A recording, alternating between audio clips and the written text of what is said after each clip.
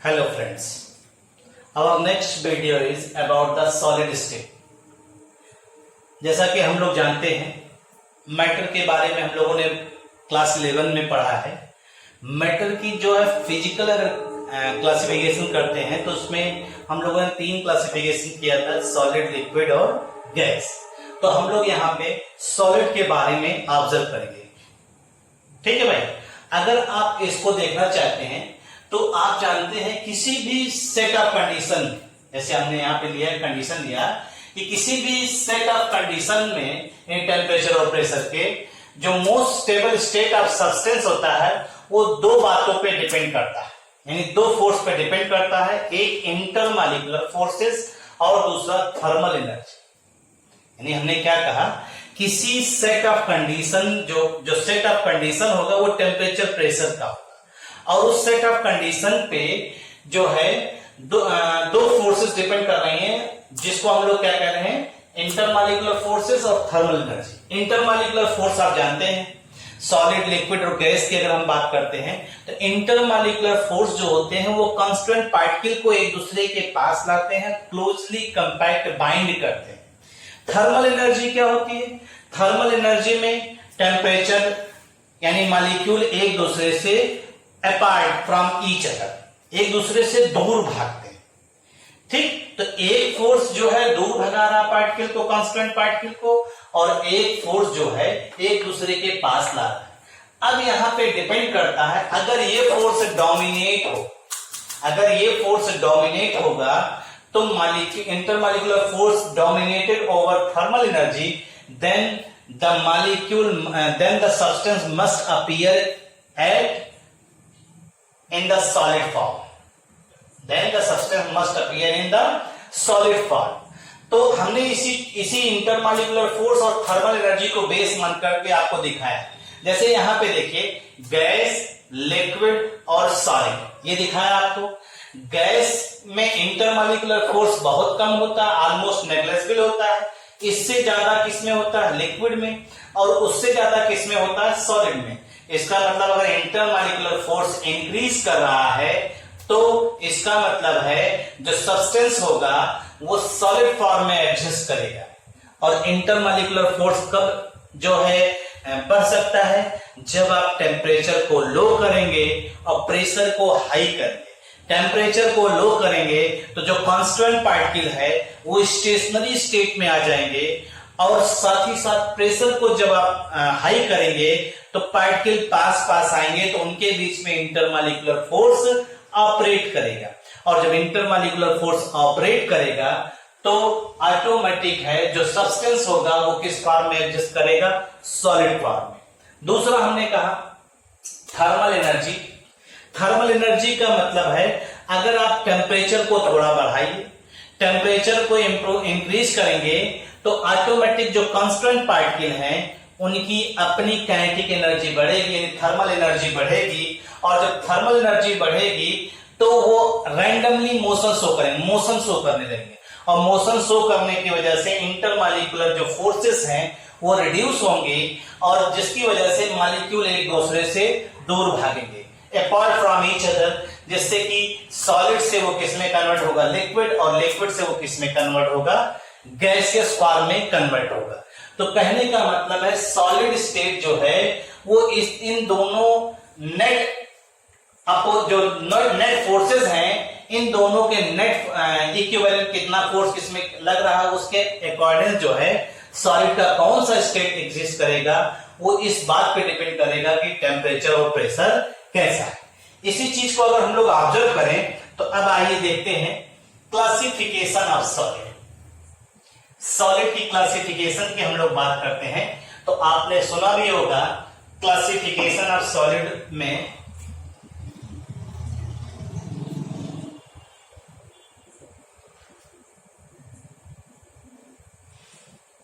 Solid के classification की अगर हम लोग बात करते हैं तो सॉलिड हम लोग 2 तरह से ऑब्जर्व करते हैं, 2 टाइप्स। किस आधार पे? On the basis of arrangement of constant particle, arrangement of constituent particle, अगर हम लोग कॉन्स्टिट्यूएंट पार्टिकल को, कॉन्स्टिट्यूएंट पार्टिकल मतलब आप समझ लीजिए यहां पर ही एटम्स भी हो सकते हैं, आयंस भी हो सकते हैं, मॉलिक्यूल भी हो सकते हैं। Atoms, ions, molecule. तो on the basis of arrangement of constituent particles solid are of two types. हम लोग सॉलिड को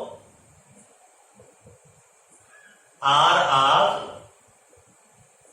टू टाइप्स, अगर इसको ऑब्जर्व करिए आप, तो सॉलिड को हम लोग दो पार्ट में कैटेगराइज करते हैं। आपने सुना भी होगा, एक का नाम होता है क्रिस्टलाइन सॉलिड, एक को हम लोग क्या कहते हैं, क्रिस्टलाइन सॉलिड, और दूसरे को हम लोग कहते हैं एमॉर्फस सॉलिड। क्रिस्टलाइन सॉलिड और एमॉर्फस सॉलिड की बात करते हैं। क्रिस्टलाइन सॉलिड को हम लोग ट्रू सॉलिड भी कहते हैं, और इसे हम लोग स्यूडो सॉलिड भी कहते हैं।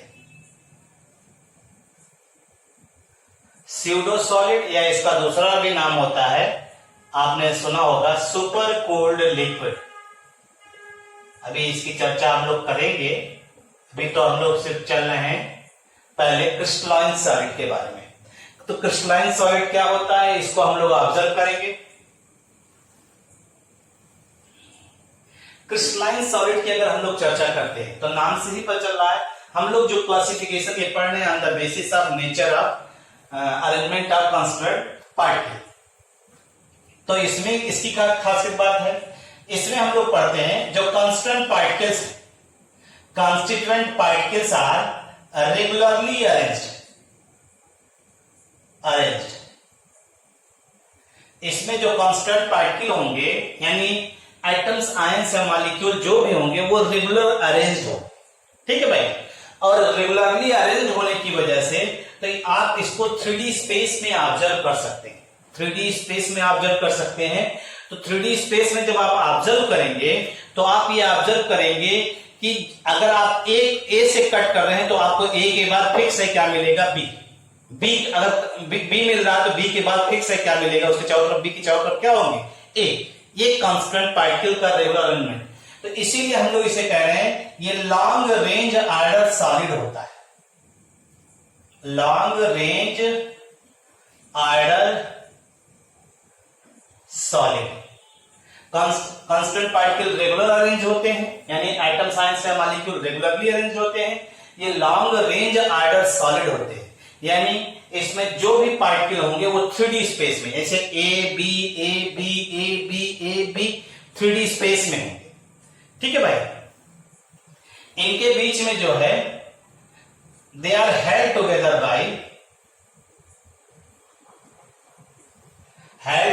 बाई वांडरवाल फोर्स इसमें लगता है, यानी जो कांस्टेंट पार्टिकल होंगे उसमें वांडरवाल फोर्स भी लगेगा। इसमें आपका जो है मेटालिक बॉन्ड भी लगेगा, मेटालिक फोर्स। इसमें आयनिक फोर्स,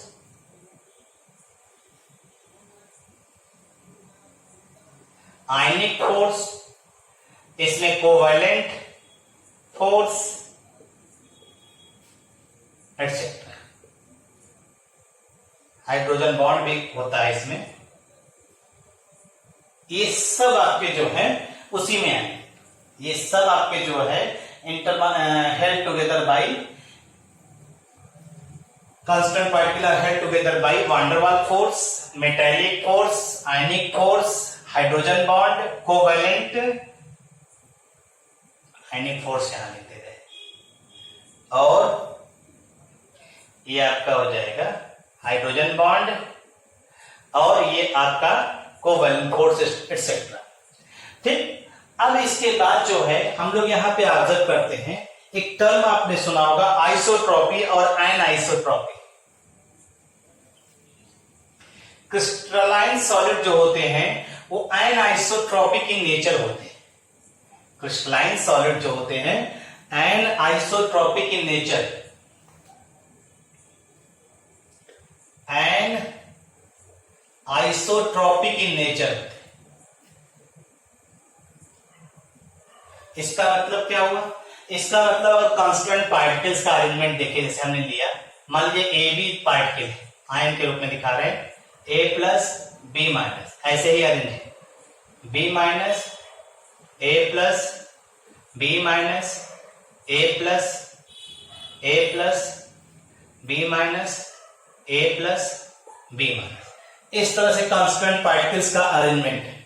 अगर ये कांस्टेंट पार्टिकल इस तरह से अरेंज है, इसको हम लोग अगर ऑब्जर्व करें तो हम लोग ये देखेंगे कि अगर हम इस डायरेक्शन में चल रहे हैं, अगर हम इस डायरेक्शन में चल रहे हैं और अगर हम इस डायरेक्शन में इसकी प्रॉपर्टी को मेजर कर रहे हैं, तो दोनों डायरेक्शन आप देखिए, ठीक, दोनों के डायरेक्शन को अगर हम लोग ऑब्जर्व करें यहां पे, तो हम पाएंगे कि इस तरह से अरेंजमेंट अगर आप देखते हैं, इस डायरेक्शन में चलते हैं, इस एक्सिस के थ्रू अगर मूवमेंट करते हैं, तो यहाँ पे प्रॉपर्टी दूसरी मिलेगी, दूसरी तरह की प्रॉपर्टी यहाँ ऑब्जर्व होगा, यहाँ पे प्रॉपर्टी दूसरी है। मतलब कि एनाइसोट्रॉपिक इन नेचर का मतलब हो गया different direction have different property. अगर सब्सटेंस जो है डिफरेंट डायरेक्शन में डिफरेंट प्रॉपर्टी शो करता है, that is means anisotropic in nature. और उसका कारण क्या होता है? Due to different chemical environment. मतलब crystalline substance anisotropic in nature होता है due to different chemical environment. Environment जो है डिफरेंट होने की वजह से ये प्रॉपर्टी आपको डिफरेंट मिल रही है। जैसे आप देखिए, अगर इस चीज को हम लोग ऑब्जर्व करें यहाँ पे, तो आप देखिए इस डायरेक्शन में जैसे हम लोग मूवमेंट कर रहे हैं, तो इस डायरेक्शन में आप देखिए, इस डायरेक्शन में चलने पर यहाँ प्लस, फिर माइनस, फिर प्लस आ रहा है, इधर माइनस प्लस माइनस, यानी अल्टरनेट आयन आ रहा है, अल्टरनेट। अब इस डायरेक्शन में चलिएगा तो एक साइड में सिर्फ माइनस आ रहा है, एक साइड में फिर सिर्फ क्या आ रहा है? प्लस आ रहा है। तो प्लस एक तरफ आना और माइनस एक तरफ आना, एक तरफ प्लस और प्लस माइनस अल्टरनेट क्रम में आना, केमिकल एनवायरनमेंट डिफरेंट हुआ। और अगर केमिकल एनवायरनमेंट डिफरेंट हो रहा है, इसका मतलब है कि जो सब्सटेंस है उसकी प्रॉपर्टीज क्या होंगी? डिफरेंट होंगी। That is called anisotropic in nature. तो due to different chemical environment, crystalline substance जो है एनाइसोट्रॉपिक इन नेचर होता है। और उसका रीजन क्या आपने बताया? Due to different chemical environment. आपको मालूम है क्रिस्टलाइन सब्सटेंस को अगर आप किसी शार्प टूल से कट करिए तो वो बेल स्मूथ सरफेस में कट हो जाए, बेल स्मूथ सरफेस में कट हो सकता है। लेकिन एनाइसोट्रॉपिक एमआरफस सॉलिड में ऐसा हम लोग ऑब्जर्व नहीं करते। तो आइए देखते हैं।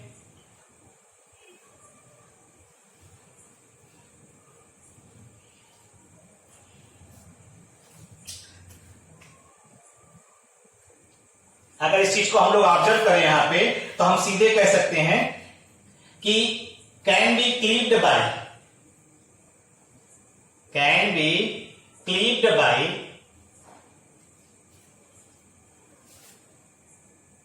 शार्प टूल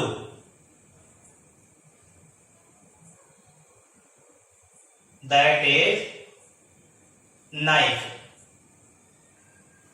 इज नाइफ, ठीक है भाई। नाइफ से आप इसको कट करिए अलोंग डेफिनिट प्लेन।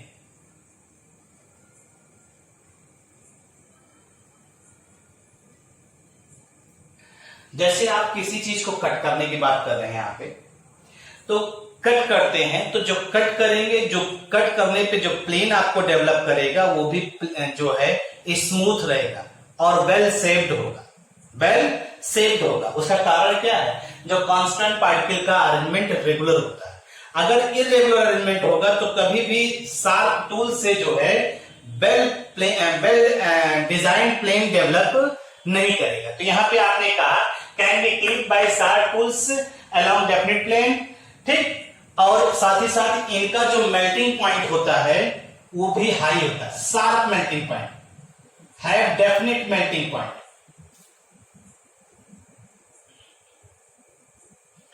इनका मेल्टिंग पॉइंट जो होगा वो डेफिनेट होगा, मतलब एक कांस्टेंट टेम्परेचर पे ये मेल्ट करेंगे, कांस्टेंट एक पर्टिकुलर टेम्परेचर पे मेल्ट करेंगे और वो उसका मेल्टिंग पॉइंट कहलाएगा।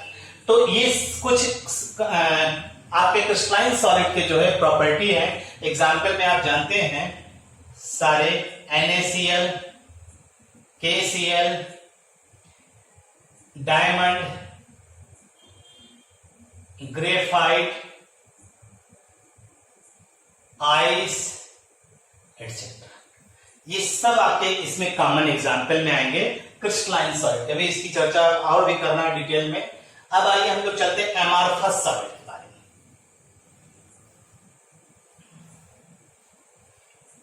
एमार्फस सॉलिड की अगर हम लोग चर्चा करते हैं तो एमार्फस सॉलिड जो है ये खासियत देखिए क्या है। एमार्फस सॉलिड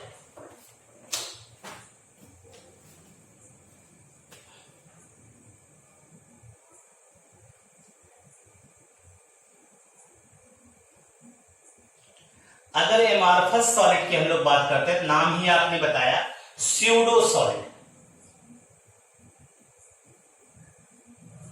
स्यूडो सॉलिड, और इसका दूसरा नाम आपने लिखा क्या, super cooled liquid, super cooled liquid. ठीक, ये भी क्वेश्चन सुपर कूल्ड लिक्विड से रिलेटेड भी क्वेश्चन काफी पुट अप होता है। ऑब्जेक्टिव क्वेश्चन कॉम्पिटिशन में अगर आप देखेंगे तो वहां पे पूछा जाता है। तो एमार्फस सॉलिड की अगर हम लोग चर्चा करते हैं तो नाम से ही अभी हमने बताया जो क्लासिफिकेशन है वो किस पे बेस्ड है, based on the basis of arrangement of constant particle. जो कांस्टेंट पार्टिकल है आपने उसे कैसे अरेंज किया। तो क्रिस्टलाइन में क्या था, रेगुलर अरेंजमेंट, यहां पे कैसा होगा, इररेगुलर अरेंजमेंट। यानी पहली चीज तो यहां पे क्या कहा आपने, जो कॉन्स्टिट्यूएंट पार्टिकल हैं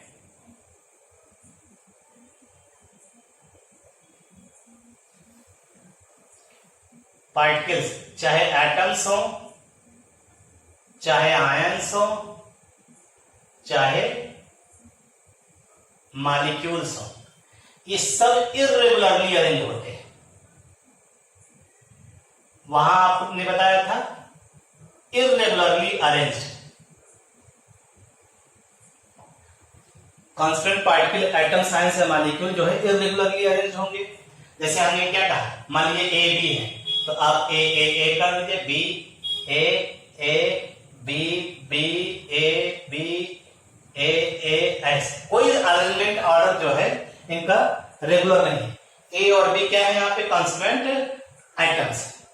ठीक है, इस तरह से कोई भी अरेंजमेंट आप ले सकते हैं, कोई इसमें मतलब यहाँ पे कोई इसका मीनिंग नहीं है। तो हमने ए और बी दो कांस्टेंट पार्टिकल रखा है और इसको इररेगुलर अरेंजमेंट, जो भी आपका अरेंजमेंट इच्छा हो उससे कर सकते हैं, इसमें कोई दिक्कत नहीं। और ये इनके बीच में जो फोर्स लगता है, वीक फोर्स, वांडरवाल फोर्स इनके बीच में लगता है, held together by weak force. और साथ ही साथ जाते हैं ये आइसोट्रोपिक इन नेचर होता है। आइसोट्रोपिक इन नेचर होने का कारण क्या है, आइसोट्रोपिक का मतलब होता है physical property same in all direction. जब हर तरफ 3D स्पेस में हर तरफ अरेंजमेंट इररेगुलर होगा तो इररेगुलरिटी की वजह से प्रॉपर्टी क्या होगी, अपने आप क्या होगी भाई, एक समान होगी। तो यानी फिजिकल प्रॉपर्टीज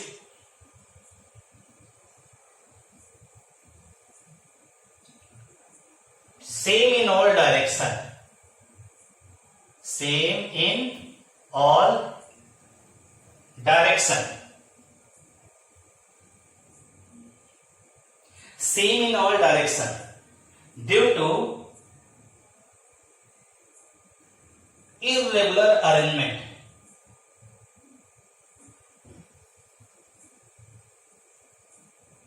या इररेगुलर अरेंजमेंट कहिए या केमिकल एनवायरनमेंट कहिए, चाहे जो दिक्कत कोई नहीं है। इररेगुलर अरेंजमेंट इन ऑल डायरेक्शन,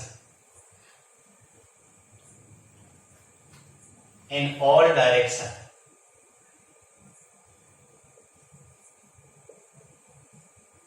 ये हो गया। अभी आपने उसमें कहा था कि आप इसको जब इसका क्लीवेज करते हैं क्रिस्टलाइन सॉलिड का तो वेल डिफाइंड शेप डेवलप करता है।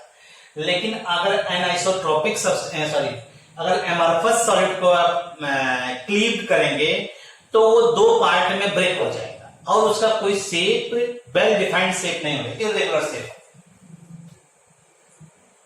Can't cleaved by well defined.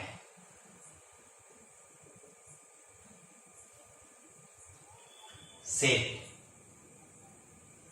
जैसे आप देखिए ग्लास है, प्लास्टिक है, रबर है, ये सब इसके एग्जाम्पल है। एग्जाम्पल में ग्लास, प्लास्टिक, रबर एटसेट्रा, ये सब इसके एग्जाम्पल है। ठीक है भाई, अगर इस चीज को हम लोग ऑब्जर्व करते हैं तो हम लोग ये भी कह सकते हैं don't have sharp melting point, इनका कोई शार्प मेल्टिंग पॉइंट नहीं होता है। शार्प या कहीं डेफिनेट मेल्टिंग पॉइंट नहीं होता, एक पर्टिकुलर टेम्परेचर पे ये मेल्ट करते हैं।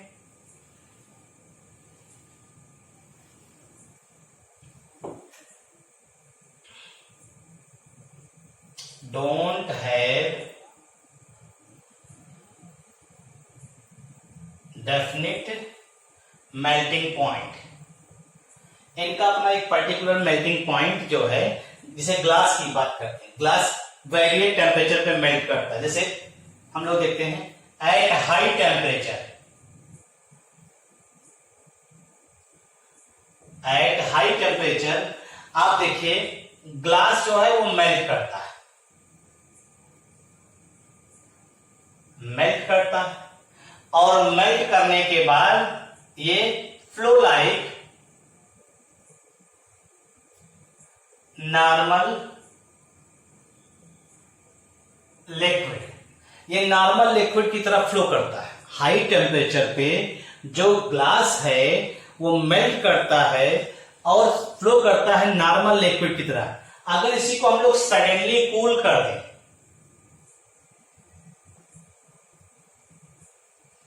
सडनली कूल कर दीजिए, सडनली आपने कूल कर दिया तो हाई टेम्परेचर से अगर आप लो टेम्परेचर पे ला रहे हैं तो सडनली कूल करने पर वो लिक्विड जो है वो किस में कन्वर्ट हो जाएगा, सॉलिडिफाई हो जाएगा।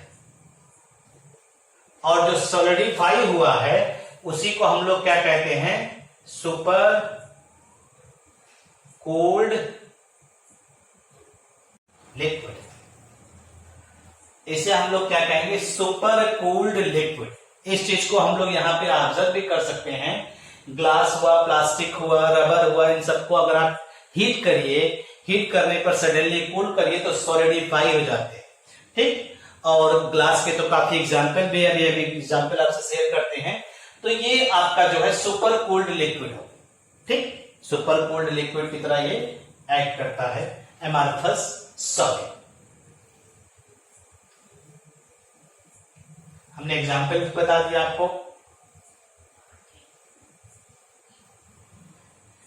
कुछ यूजेस भी हैं इसके जिनको हम लोग ऑब्जर्व करेंगे, इनको आप देख लीजिएगा एमॉर्फस सॉलिड के। अब आइए चलते हैं classification of crystalline solid, classification of crystalline solid.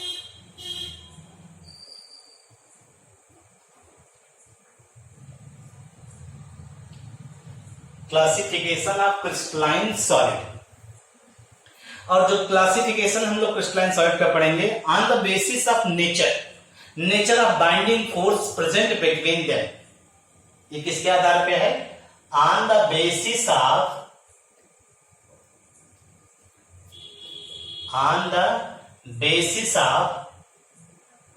Nature of binding forces between them. अगर इसको हम लोग ऑब्जर्व करें तो हम लोग चार तरह के पढ़ेंगे। आप अभी देखिएगा, चार तरह के सॉलिड के बारे में पढ़ेंगे और एक एक सॉलिड के बारे में डिटेल हम लोग थोड़ा सा लेकर चलेंगे। तो आइए देखते हैं। Then there are 4 types.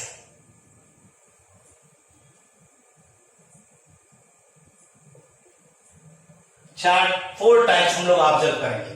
पहला मॉलिक्यूलर सॉलिड,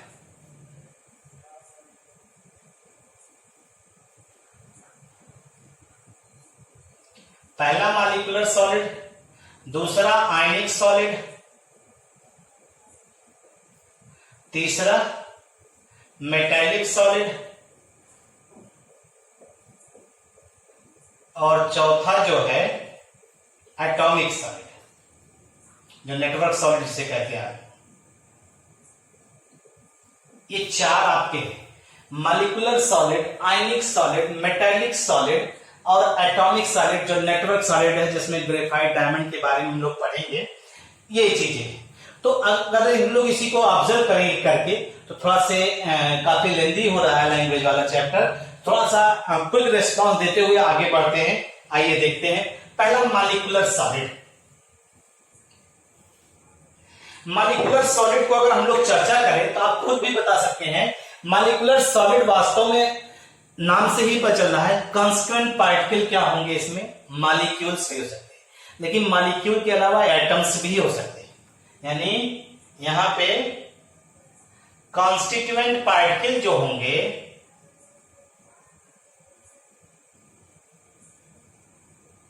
एटम्स होंगे, मॉलिक्यूल भी होंगे, एटम्स होंगे। और वो एटम्स कौन से होंगे? नोबल गैस के, नोबल गैस के होंगे। अगर हम लोग जो मॉलिक्यूल ले रहे हैं उनके नेचर को बेस माने, जो मॉलिक्यूल यहां पे कंसीडर कर रहे हैं, तो जैसे मॉलिक्यूल पोलर भी होते हैं, नॉन पोलर भी होते हैं, तो 2 तरह के तो यही हो जाएंगे। कुछ हाइड्रोजन बॉन्डेड मॉलिक्यूल्स होते हैं। तो ये 3 तरह से फर्दर हम कैटेगराइज कर सकते हैं। यानी on the basis of nature of molecules हम लोग मॉलिक्यूलर सॉलिड को फर्दर सब कैटेगराइज करते हैं। दीज आर फर्दर सब कैटेगराइज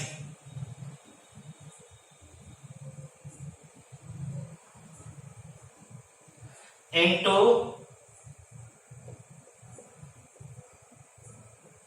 3 टाइप्स।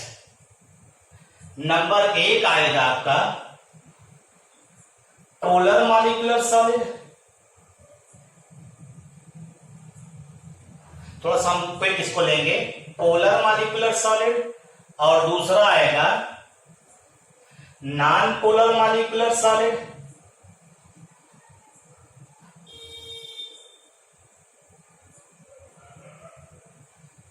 और तीसरा है hydrogen bonded molecular solid, hydrogen bonded molecular solid. नाम से ही पता चल रहा है। आप पोलर मॉलिक्यूलर सॉलिड में जो कांस्टेंट पार्टिकल लेंगे यानी मॉलिक्यूल लेंगे वो कैसा होगा? पोलर।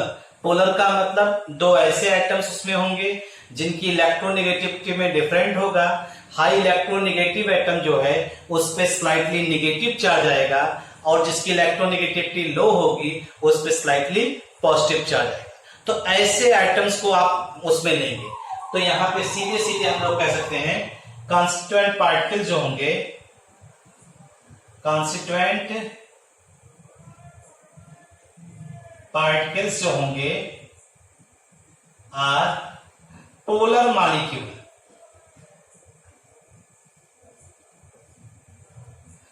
पोलर मॉलिक्यूल का मतलब अपना कुछ ना कुछ जिसका डाइपोल मोमेंट की वैल्यू हो, उनको हम लोग यहां पे ऑब्जर्व करेंगे।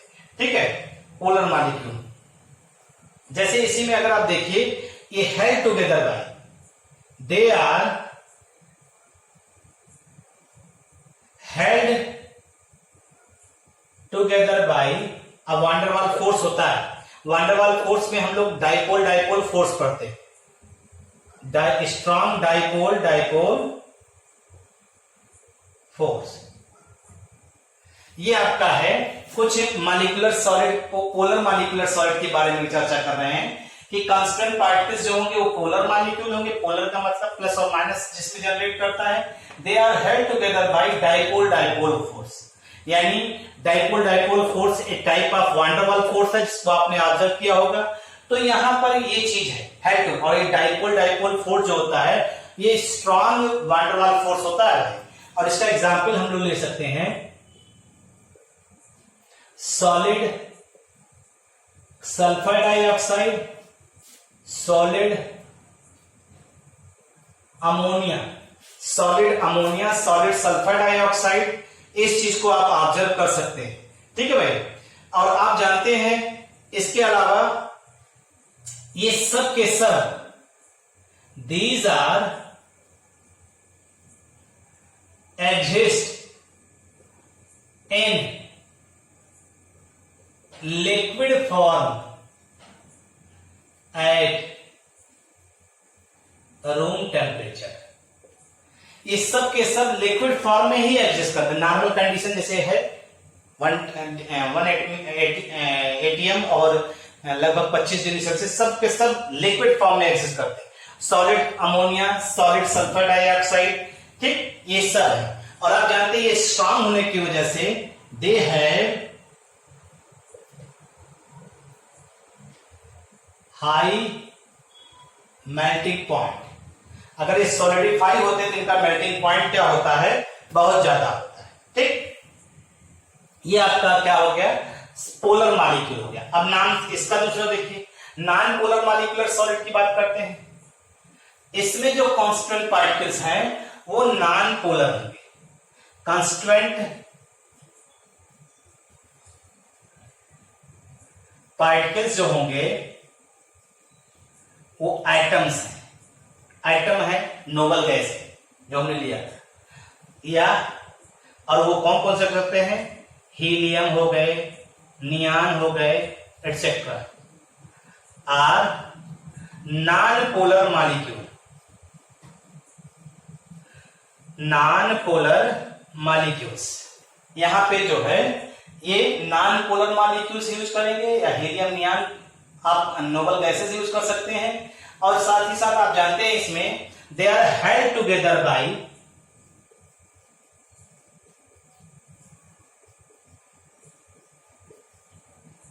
Week London force. इनमें वीक लंदन फोर्स लगता है या डिस्पर्जन फोर्स। ठीक, और इसी वजह से इनका जो बॉइलिंग मेल्टिंग पॉइंट है वो ऑटोमेटिक क्या होगा, लो है, लो मेल्टिंग पॉइंट। इनका मेल्टिंग पॉइंट लो होगा। इस चीज को हम लोग ऑब्जर्व करते हैं। इसी के ऊपर हम एग्जांपल भी दिखाते हैं आपको।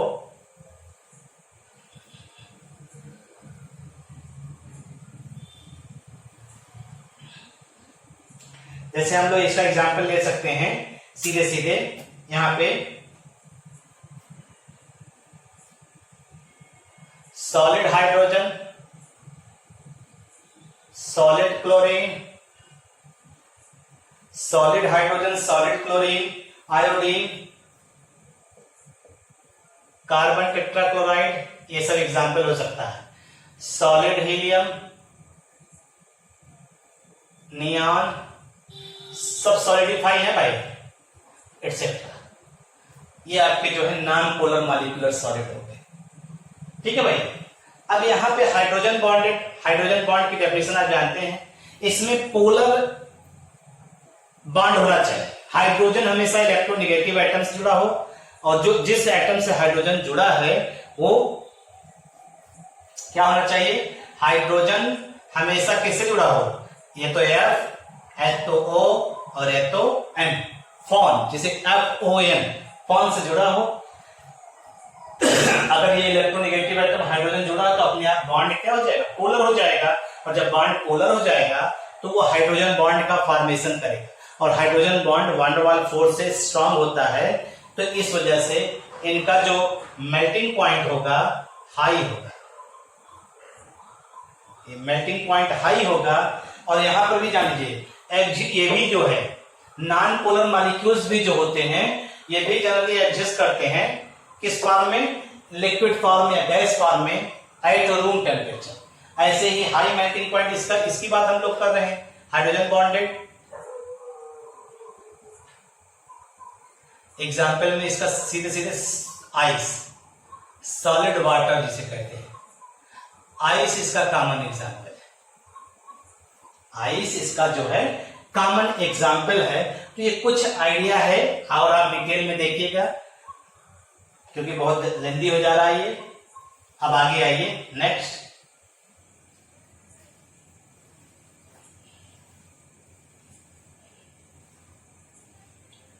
दूसरा आपने लिया था आयनिक सॉलिड। क्यों भाई? आयनिक solid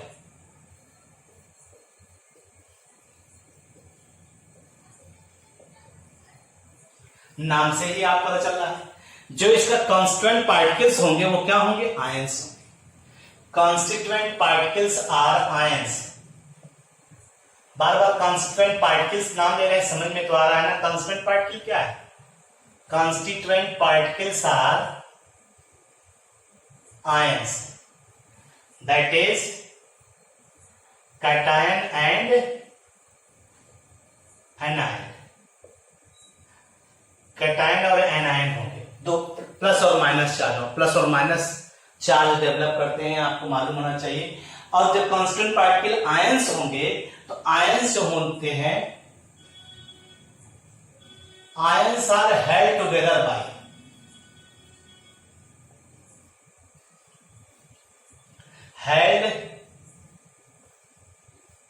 bye strong ionic force, या इसी को आप क्या कहते हैं? Electrovalent force. और इसी वजह से ये है हाई मेल्टिंग पॉइंट। एक का जो है मेल्टिंग पॉइंट क्या होता है? हाई होता है। किसका? आयनिक सॉलिड का। आयनिक सॉलिड में हमने आपसे चर्चा किया कांस्टेंट पार्टिकल जो होंगे वो क्या होंगे? एटम्स, सॉरी कांस्टेंट पार्टिकल जो है आयन है, आयन हेल्ड टुगेदर बाय आयनिक फोर्स, इलेक्ट्रोवैलेंट फोर्स, और स्ट्रांग फोर्स होने की वजह से हाई टेम्परेचर पे ये मेल्ट करें। ठीक है भाई। अगर आप इसकी बात करते हैं, इसकी चर्चा करते हैं, तो इसमें आपने सुना होगा कि आयनिक सॉलिड जो होते हैं ये सब के सब सॉल्युबल होते हैं वाटर, और वाटर में सॉल्युबल या कोई ऐसा पोलर सॉल्वेंट जिसका डाइलेक्ट्रिक कांस्टेंट ज्यादा होगा उसमें ये कंपाउंड सॉल्युबल होते हैं। हाईली soluble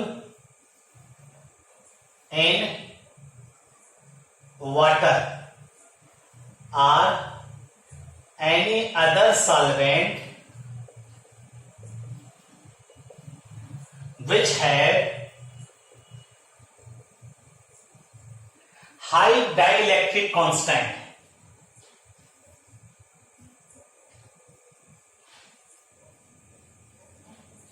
जिनका डाइलेक्ट्रिक कांस्टेंट बहुत ज्यादा होता है वो क्या करते हैं? आयनिक कंपाउंड को हम लोग क्या करते हैं? अपने अंदर डिजॉल्व करते हैं। Highly soluble in water, ionic solid जो होते हैं या हाईली सॉल्युबल होते हैं वाटर में, या any other solvent which have high dielectric constant. Dielectric constant करता क्या है?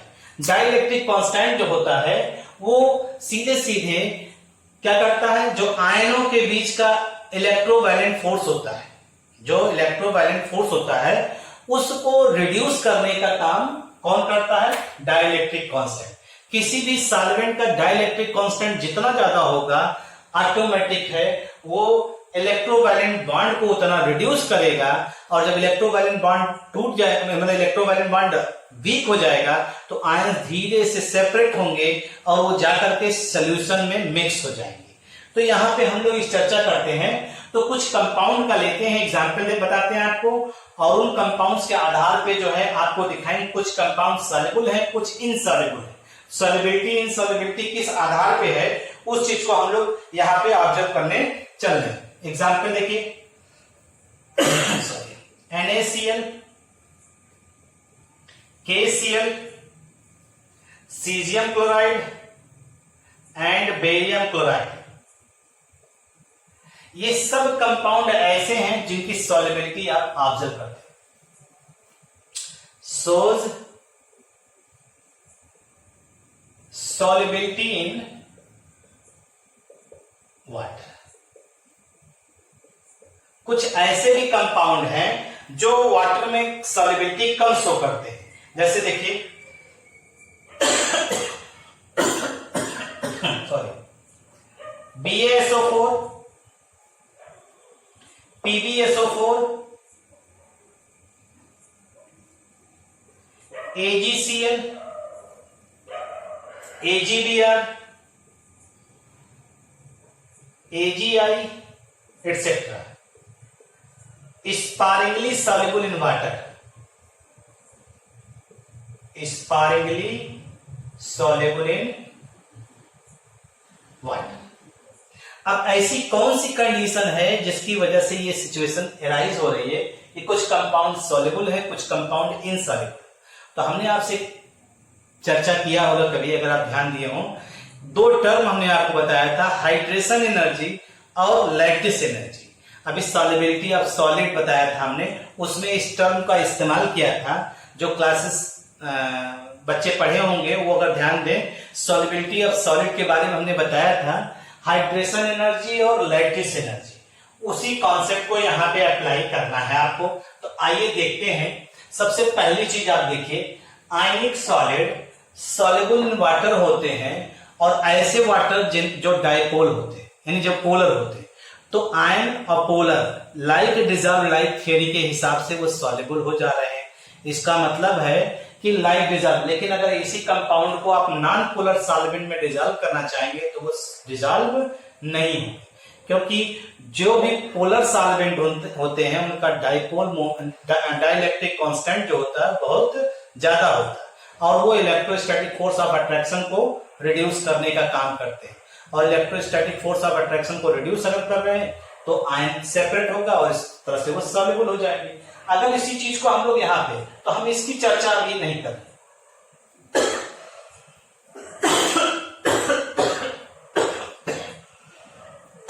हम एक एग्जाम्पल लेकर के आपको बताते हैं, उसी से देखिए डायग्राम। जैसे ये प्लस है और ये माइनस है, प्लस और माइनस है। इसके साथ जो है वाटर का मॉलिक्यूल आ रहा है, इसके साथ भी वाटर का मॉलिक्यूल आ रहा है। ये इनसे जुड़ेगा, ये इनसे जुड़ेगा। इसे आप कौन सा फोर्स दे रहे हैं? आयनिक फोर्स कह रहे हैं ना। अब आयन को तोड़ना है तो इसे हम लोग कहते हैं लैटिस एनर्जी, अगर आपको याद हो तो। और इसे हम लोग क्या कहते हैं? हाइड्रेशन एनर्जी, हाइड्रेशन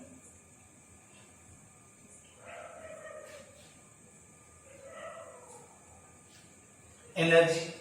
अब आप देखिए, लैटिस एनर्जी, हाइड्रेशन एनर्जी। आपको हमने बताया जब ये बॉन्ड टूट जाएगा तो ये आयंस वाटर में डिसॉल्व हो जाएगा। तो यहां एनर्जी रिलीज हो रही है और इसको तोड़ने के लिए एनर्जी की रिक्वायरमेंट है, रिक्वायर्ड एनर्जी। ये रिक्वायर्ड एनर्जी, और यहां पे क्या है? एनर्जी रिलीज होगा। अब जो एनर्जी रिलीज हो रही है वही एनर्जी अगर इसको कंपनसेट कर तो कंपाउंड सॉल्युबल हो जाएगा। इसका मतलब है कि अगर हाइड्रेशन एनर्जी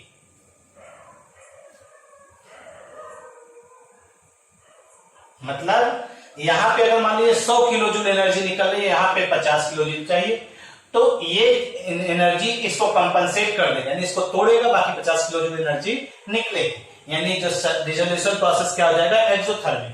तो अगर hydration energy greater than lattice energy तो कंपाउंड मस्ट बी सॉल्युबल। एक कंडीशन ये हुआ आपका। अब दूसरा कंडीशन देखिए, अगर लैटिस एनर्जी यानी hydration energy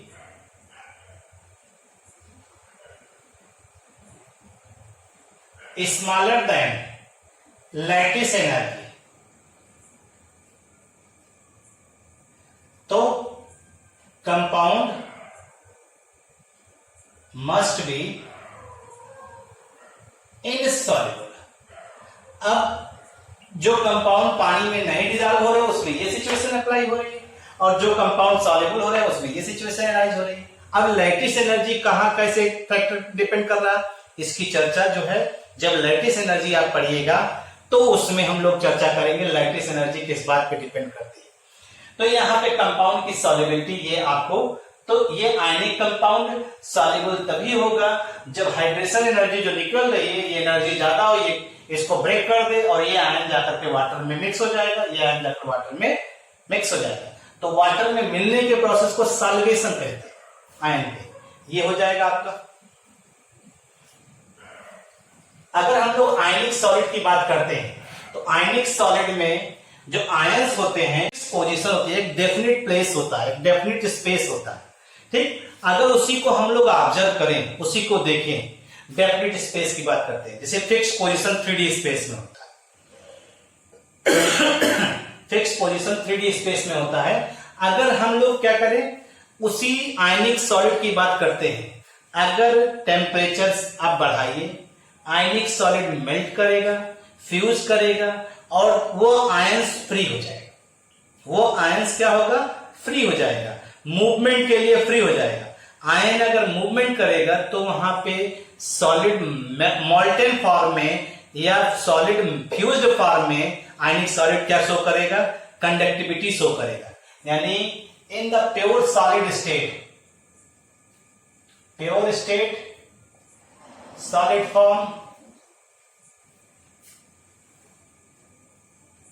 can't conduct conductance, conductivity, but in a molten state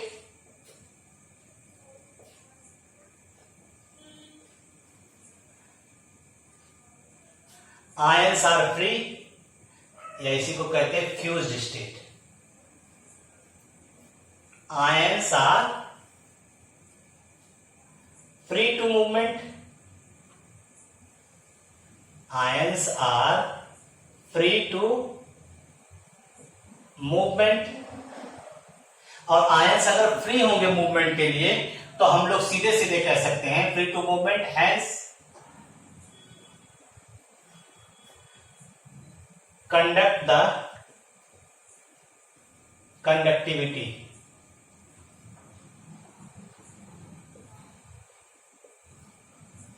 conduct the conductivity, ठीक है भाई। ये आपको जो है प्योर और प्योर स्टेट में आयन फ्री नहीं रहेंगे, आयन अपनी पोजीशन फिक्स किए रहेंगे, आयन का मूवमेंट नहीं होगा तो वो कंडक्टिविटी शो नहीं करेगा। लेकिन अगर आप मॉल्टेन या फ्यूज स्टेट की बात करिए तो उसमें इस चीज को आप ऑब्जर्व करेंगे।